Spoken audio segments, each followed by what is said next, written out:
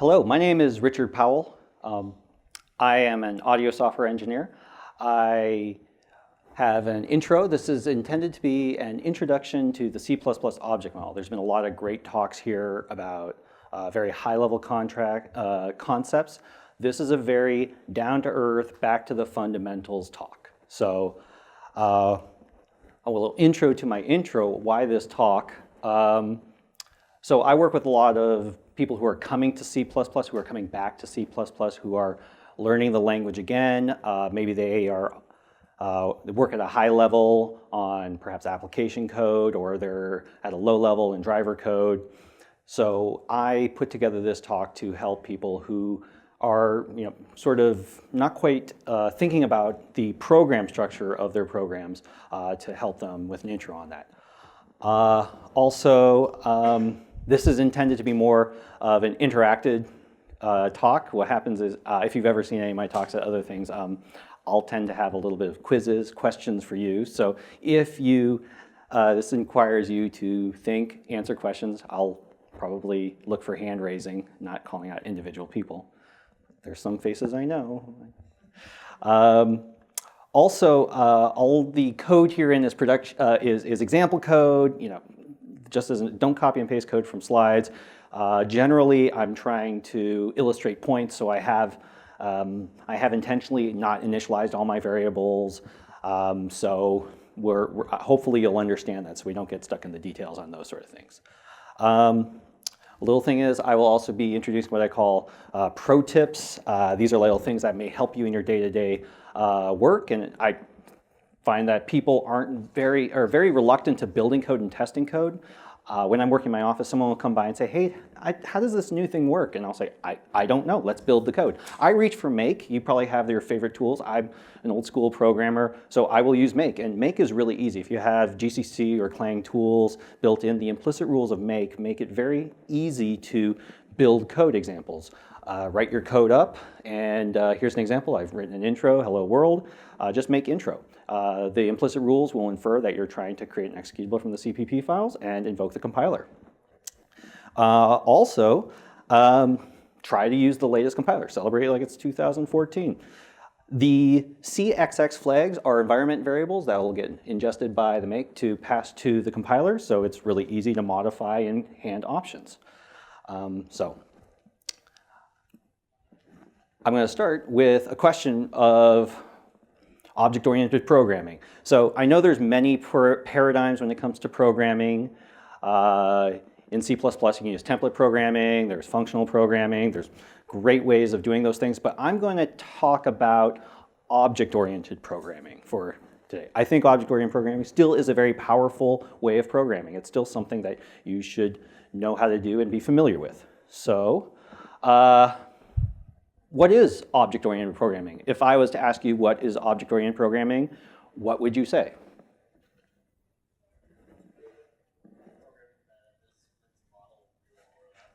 Programming that is meant to model real-world objects. Anything else? Any other things that come to mind? I know it's 4:45 on a Wednesday.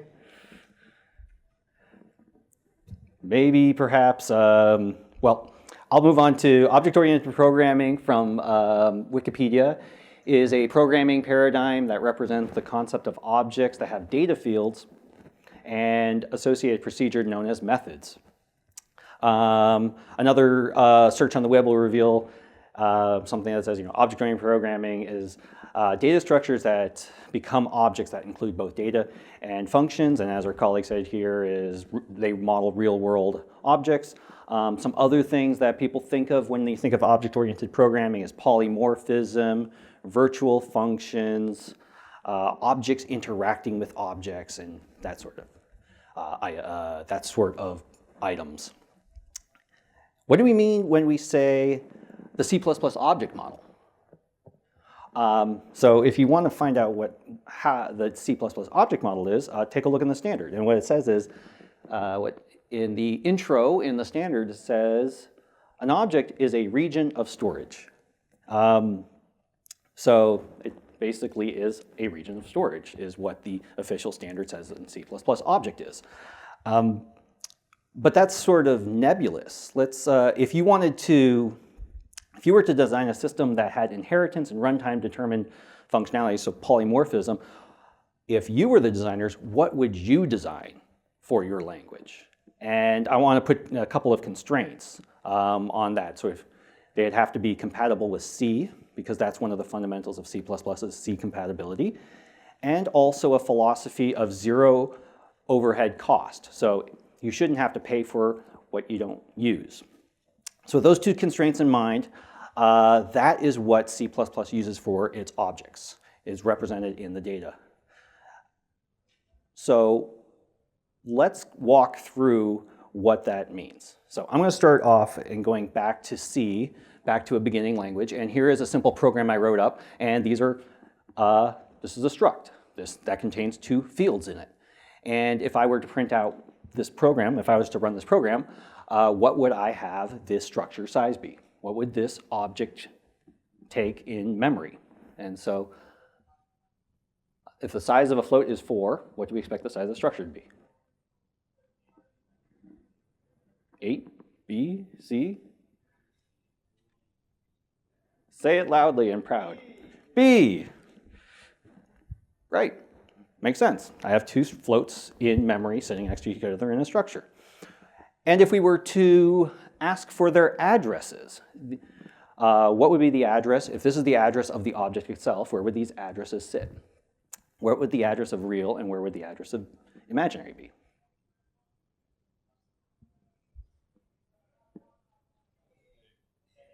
Hey. Right.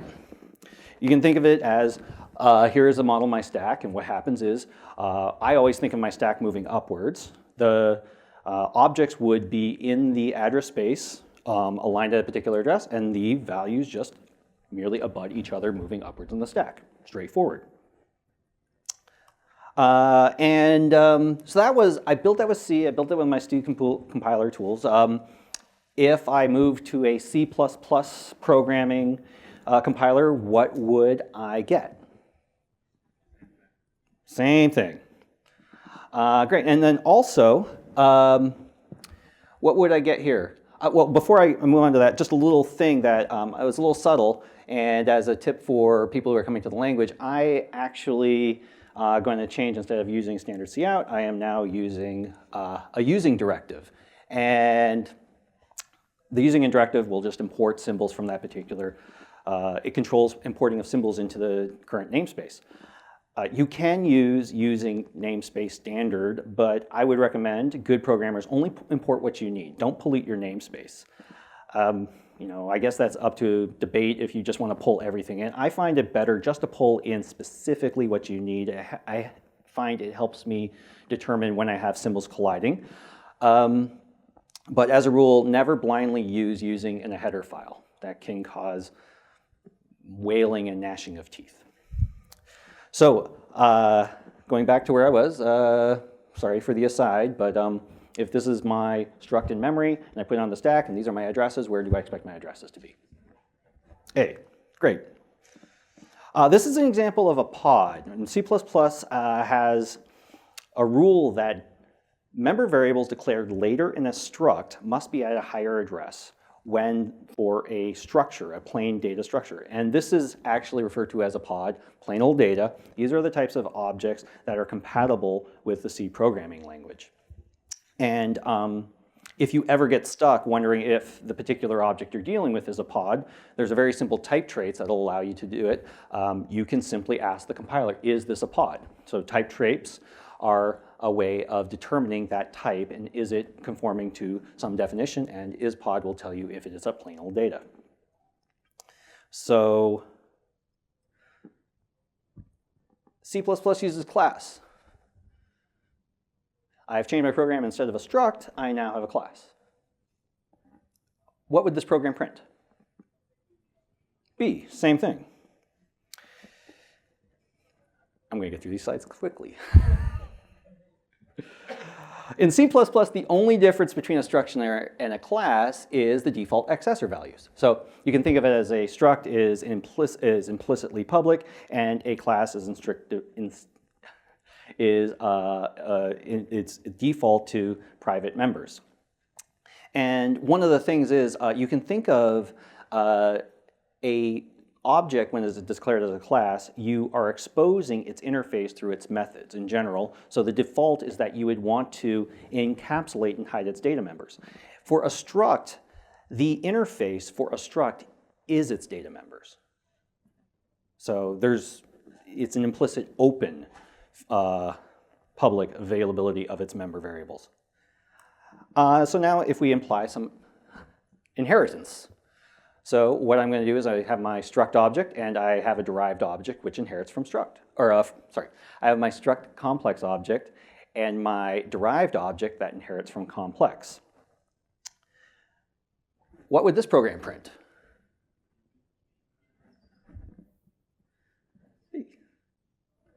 Okay. And what would, if I were to take the addresses of this object, what would these addresses be? Hey. So inheritance works by extending the objects. When you have an object that has a class, you can think of it as derived has a hidden data member as its first member, which is the object it inherits from.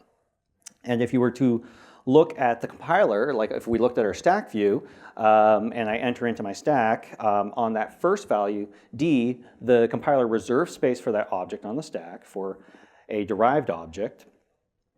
And it will put the complex object first, followed by the additional data members of the derived object. And if you looked at the object through an alias, through a reference, if I took a reference complex C to D, you can think of it, that's the compiler's view of the stack as if that variable was a complex. So it only sees the bottom part of the struct. Now you said the original quote I read was a combination of data and methods. So let's add some member functions. Let's add some methods to our object. What is the size of my object? Nothing's changed. So let's walk through conceptually what the compiler is doing. This isn't exactly what the compiler does when it puts together an object and compiles it, but it's it's a good mental model. So what first happens, so we start off with our, here's the definition of my member function.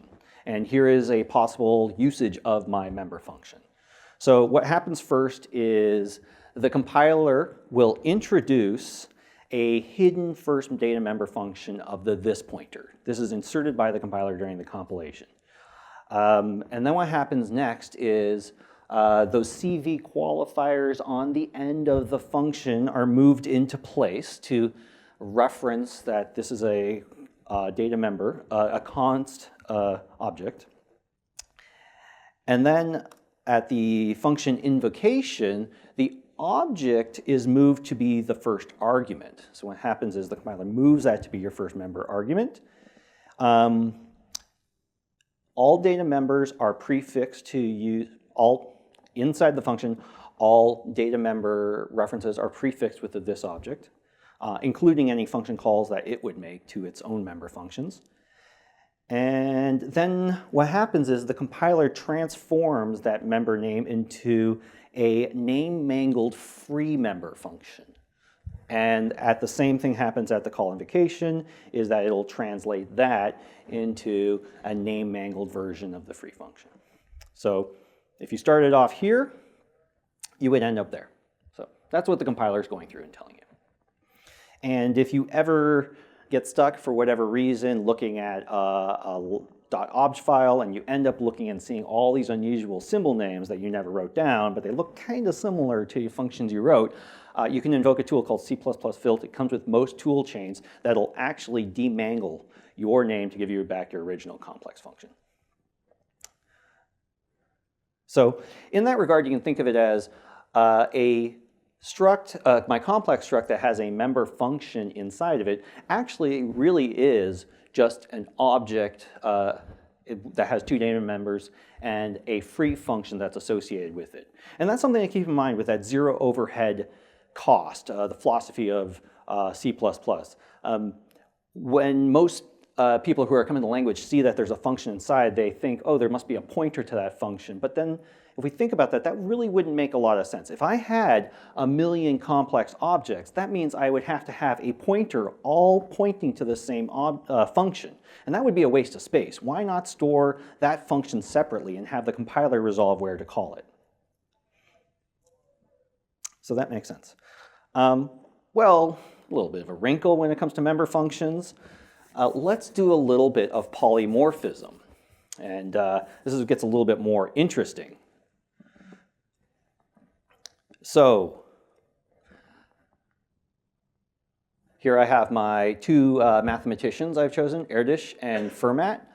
And Erdős is when you call its member function, who am I? It'll say, I am Erdős. And when you say, who are you really? It'll say, no, I really am Erdős. And the same thing for Fermat.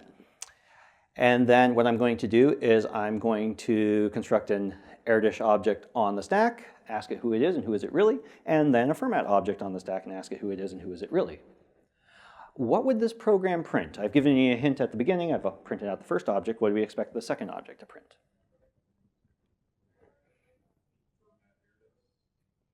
Fermat Erdős? Which one's C?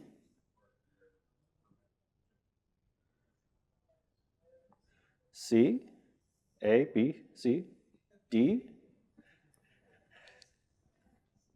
C. It prints out Fermat and I really am Fermat. How about this? So what I've done here is I have a Fermat object on the stack, and I am going to take an Erdős reference to it. And then I'm going to print out who am I and who am I really.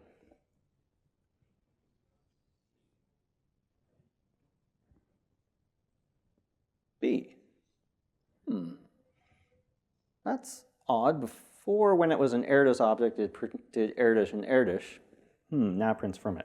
So what happens here is, this is the difference between virtual functions and non-virtual functions. Non-virtual functions bind statically.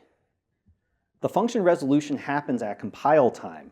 You can think of it as when the compiler is going through and looking at the type of that object and it's making a determination of the function to call, when it sees that function, when it sees the function marked as non-virtual, it must call that function based on the type.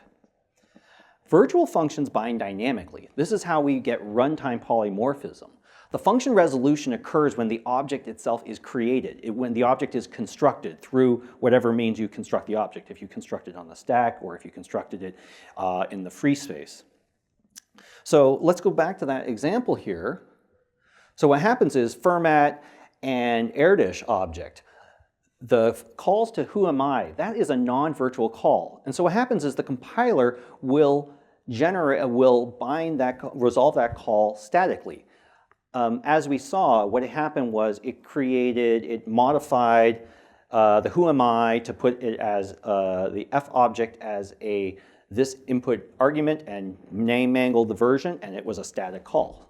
And it is based on the type that that variable is.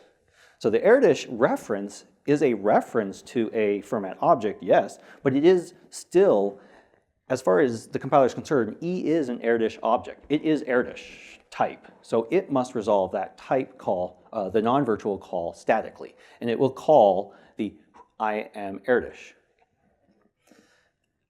But the virtual calls are determined when the object was created. And when was the original object created? The object was created on the stack by that Fermat declaration on the stack. So that object is in fact Fermat. And so when you call into the who am I and who am I really of the f pointer, the f object, it would resolve to what the object was when it was created, which would be I am Fermat. And the same thing on the Erdős. It says, well, what was the function when it was created? What would be the resolution? It would be I am Fermat. So that's how we get B. And so that was with objects that were created on the stack. If I create them on the heap, well, just as an aside, I wrote this.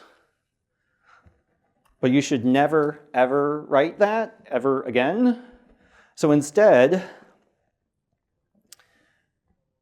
use unique pointer. Use make unique. These are objects that are smart pointers. Make unique is a convenience function to make unique pointers.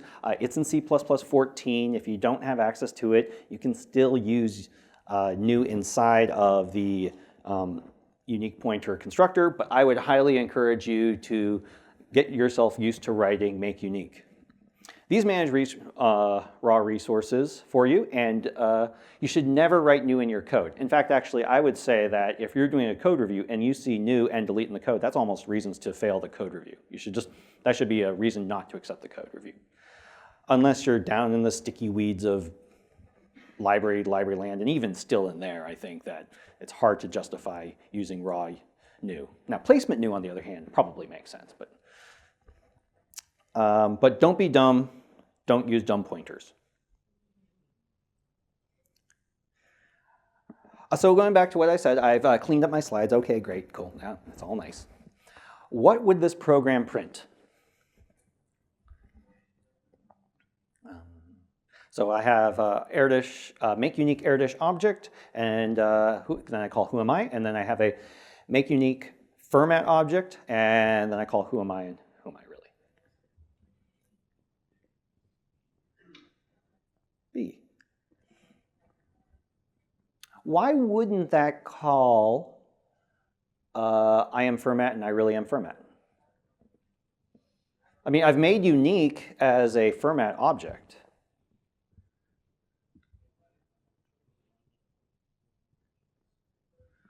What was that I think I heard over here? Who am I is not virtual. And E2 is, what's the type of E2? It is a unique pointer to errdish.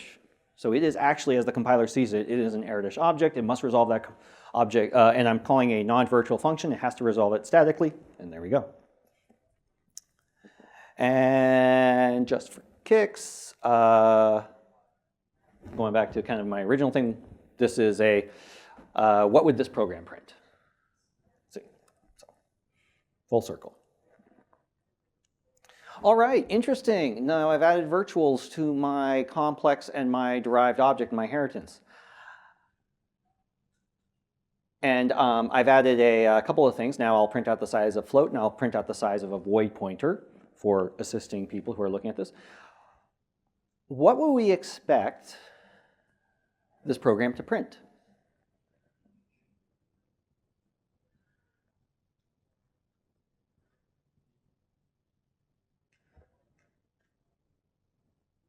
Anybody? B. I hear B.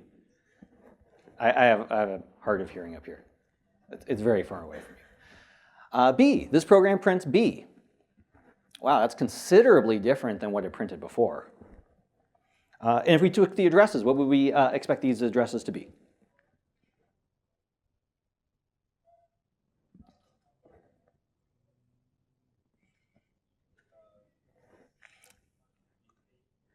B, A. Yeah, actually, I think C. Although I think that your mileage may vary. It depends on your compiler for some reasons. But in general, my compiler printed this. Let's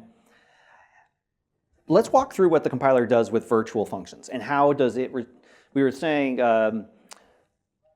virtual functions bind when the object is created. How does the compiler accomplish this feat? Let's take a look at what happens. So I start off over here. I have my complex object. It has some virtual functions. And there's my definition of my absolute function. And here's a possible way of me invoking it on the stack. I'll start off with my original object, and I'll take a reference to it, and then I'll call it.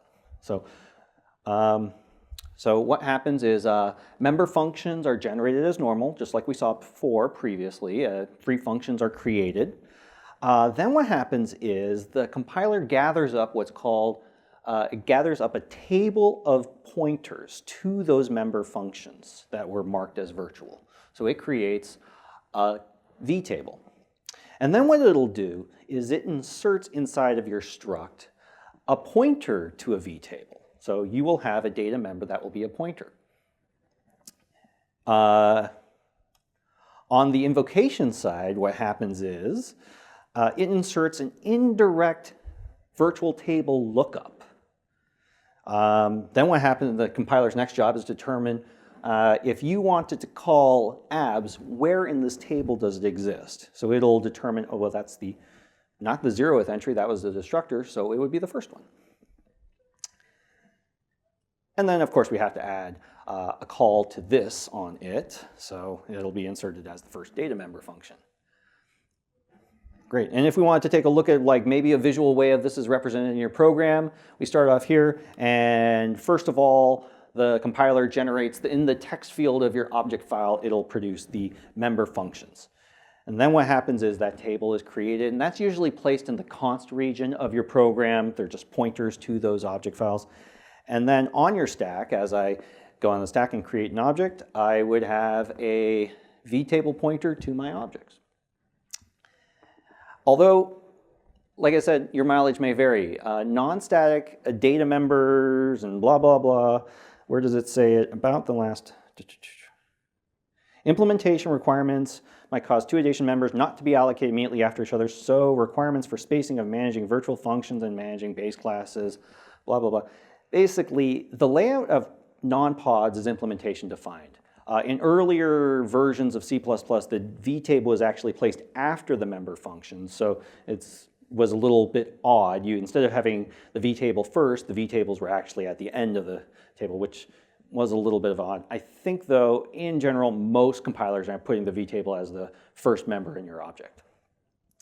And this is something important to keep in mind. If you're ever debugging your code or looking at your code, if you look at in a debugger and you look at the object and there's something weird at the beginning of your struct, that's probably the vtable. And if you're looking for more information about that, you can always look into the standard and see what the standard tells you about this. So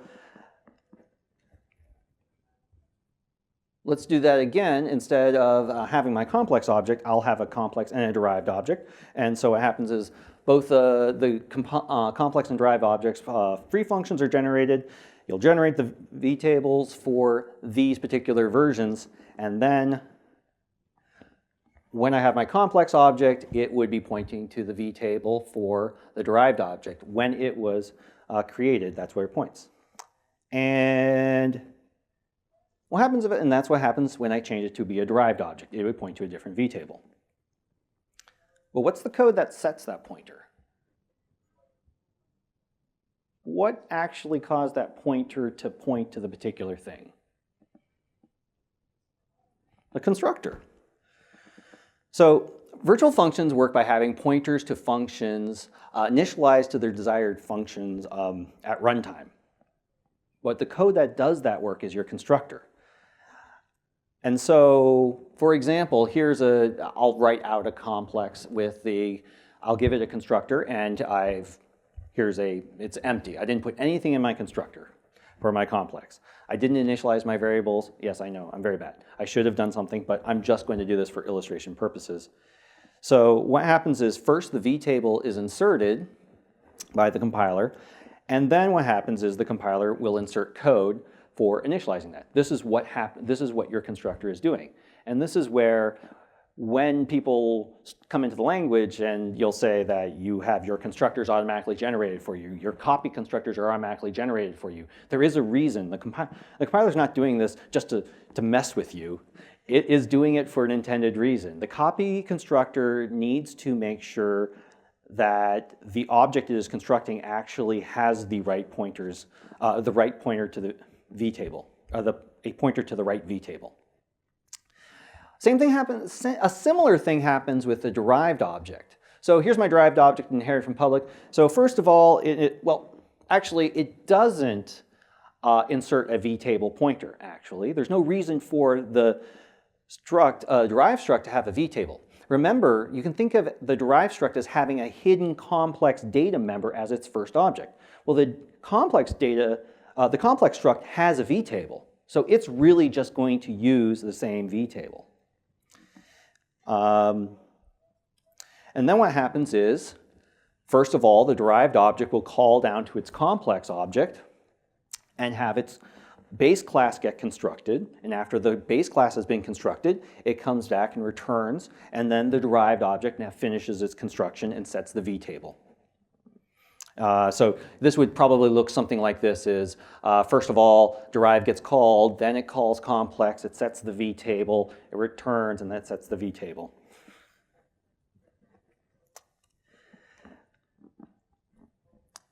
Which leaves an interesting question. Let's say I did something where I'm like, I want to check to see my errdish object. I said that its functionality is determined by its runtime. I want to do some logging and see how this object was created. I have an errdish object I'll put on the stack and a format object I put in the stack. And in the errdish constructor, when it's constructed, I want to call who am I really. So what do we expect this program to print? B, A, B. How many people for A? How many people for B? It prints A.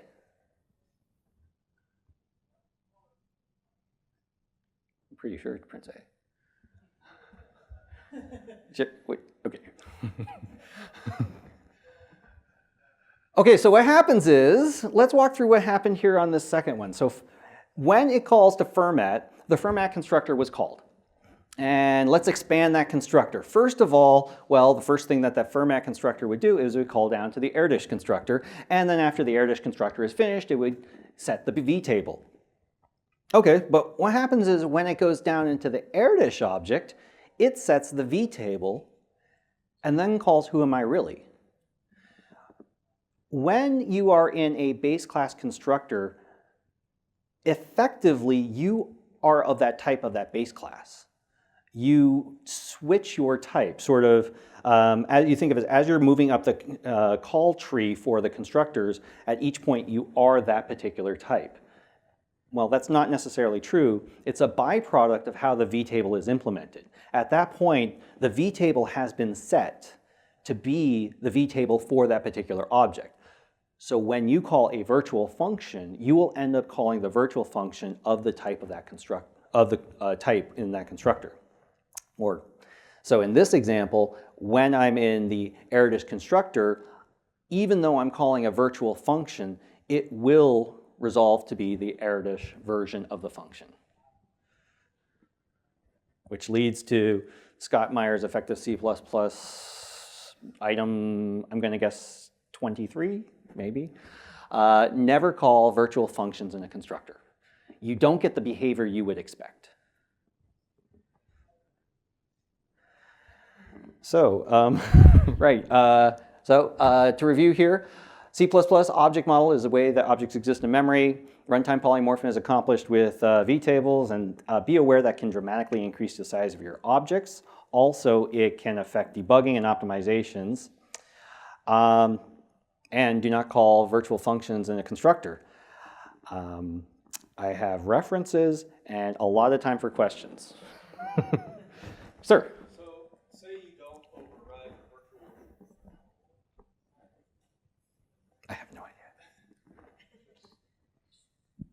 If you don't override one of your virtuals, how does the compiler build up that vtable?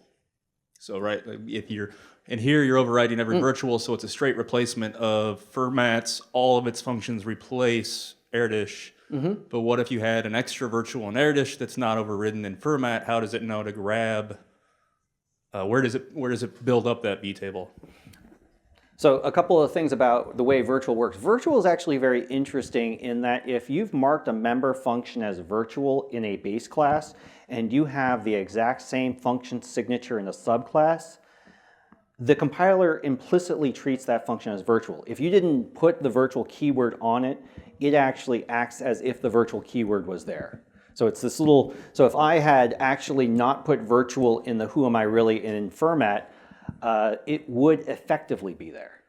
Unless the signature was different. If it had a different number of arguments, that would actually be treated as a completely different function.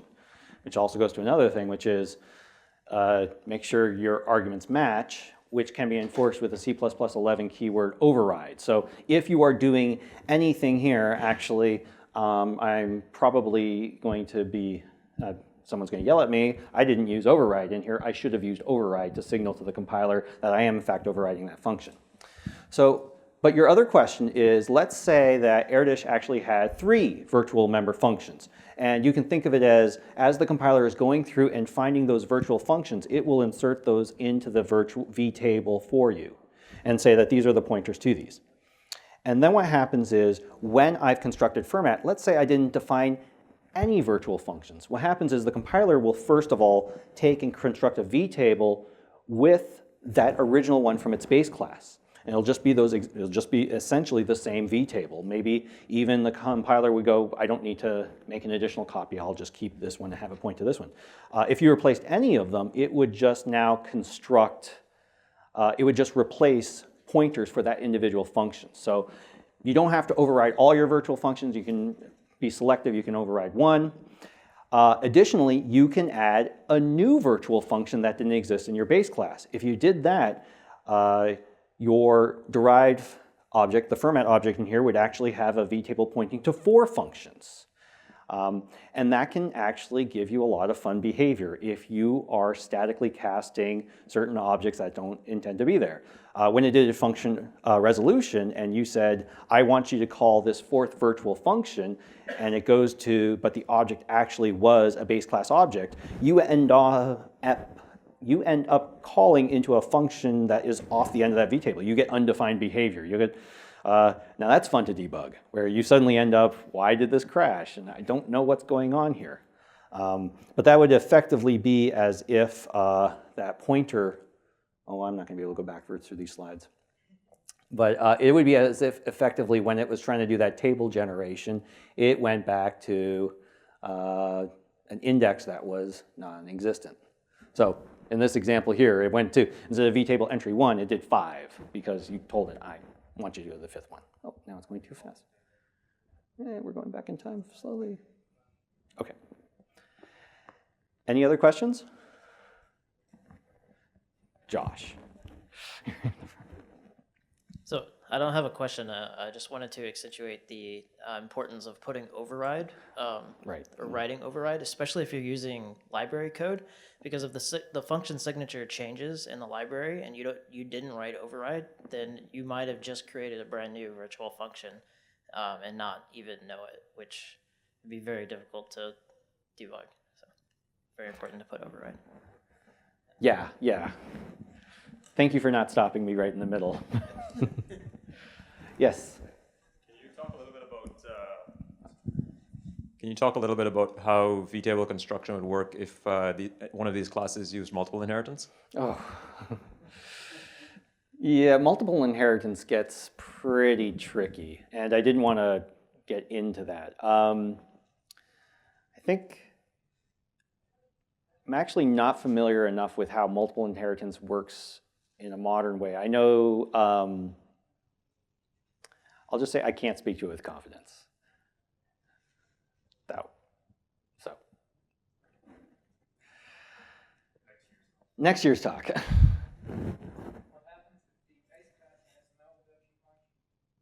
What happens if the base class has no virtual function? Then what happens is all of that stuff I said about Vtable generations happens in the subclass. The base class would be, depending on how it's laid out, could be plain old data that's just a data member there. And when it goes to get constructed, it has no Vtable to set. And that Vtable actually would come after that class layout, I believe. Ooh, actually, that's an interesting question. I'll have to look that one up.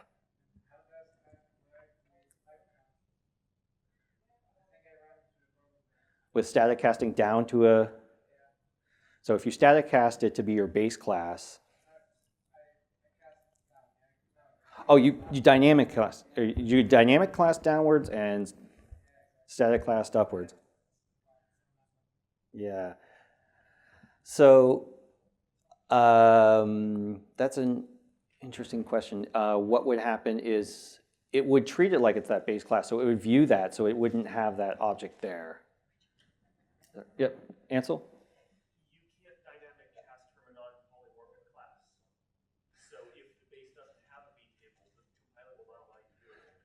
You can't dynamic class. But if you static cast, you can static cast yourself to be your base class. It's just dynamic casting the other way is not possible because of the lack of a vtable.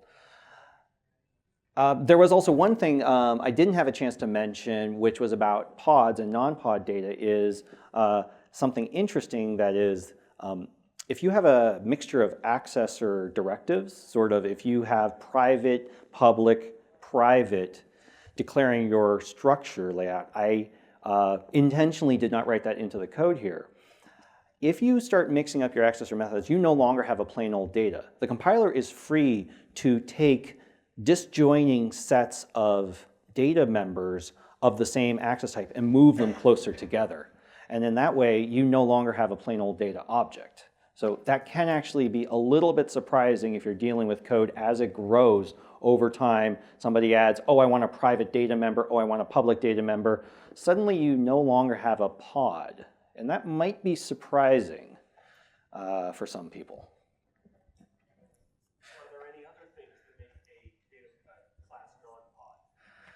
Are there any other things that make a data class, so a struct or a data class as being a non-pod data? That would be if you have a, oh boy, you have a constructor can do that. If you have a, I think if you have a non-trivial constructor, that would happen.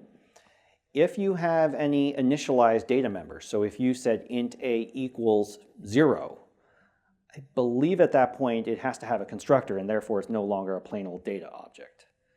You know, and this goes to the when in doubt, print it out. If you, this is what I do in my office is I will go ahead and go is pod and just create a bunch of examples and just try them out really quickly to see what I get. So that would be a fun thing to try. Jared.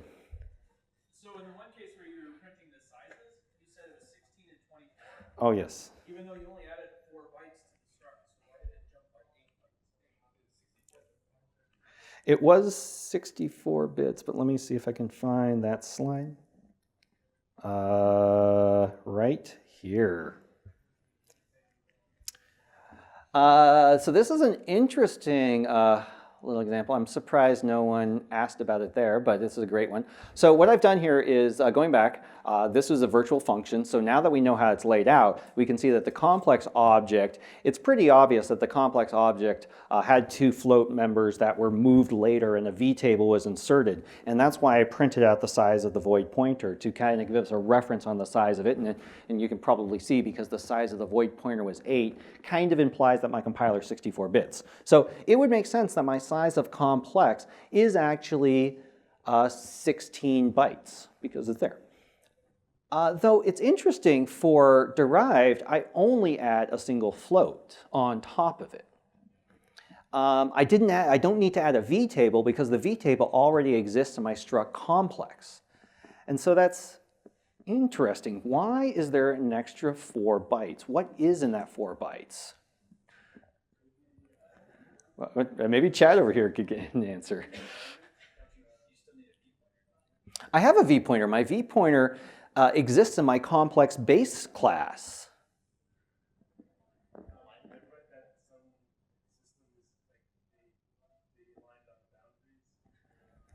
Alignment.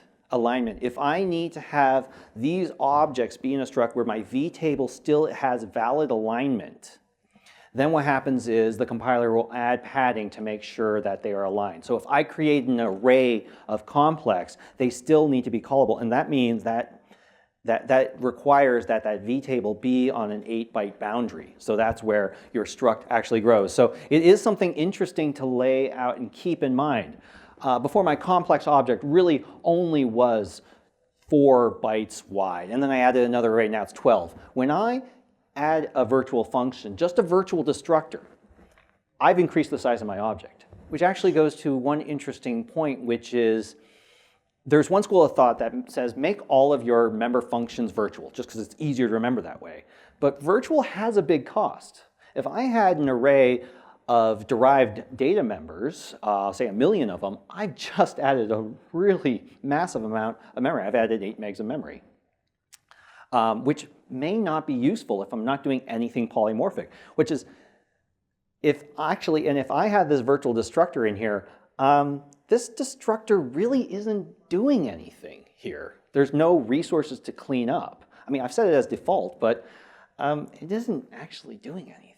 So it seems that perhaps if you're reaching for virtual, that may not always be the best thing. You may want to move away from inheritance and polymorphism to maybe some other paradigm for doing your design. Oh, the mic? Question in the back. Not a question, a remark. Let's first come back to what the guy at the back said about inheriting from an object which is a POD. With a Vtable, that's quite dangerous. If you do a new or a make unique and you assign it to its base class and you then do delete, then it does not find the virtual function for cleaning it up correctly. So I would suggest to always put final at structures which do not have a virtual destructor. Okay, that's a very good advice. Start adding final to your code when you have an object that doesn't have that have non-virtual destructors. What about plain old data? They don't have destructors. So all pods should be final.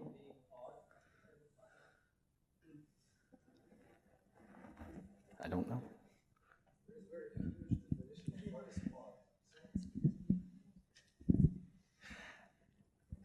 Any other questions? Oh, Ansel? The opposing side to that is that with boost shared pointer and I believe STD shared pointer, in that case, the deleter is bound at the time the object is created, so the destructor doesn't have to be virtual in order to get the right behavior. So be aware of the various places where it is and is not valid. All right. Excellent advice. I'm going to look that up. I wonder, that's an interesting thought. So it's 5:30. It's been a long day, and I will suggest that we end the presentation there. Thank you all for coming, and I look forward to other questions you have.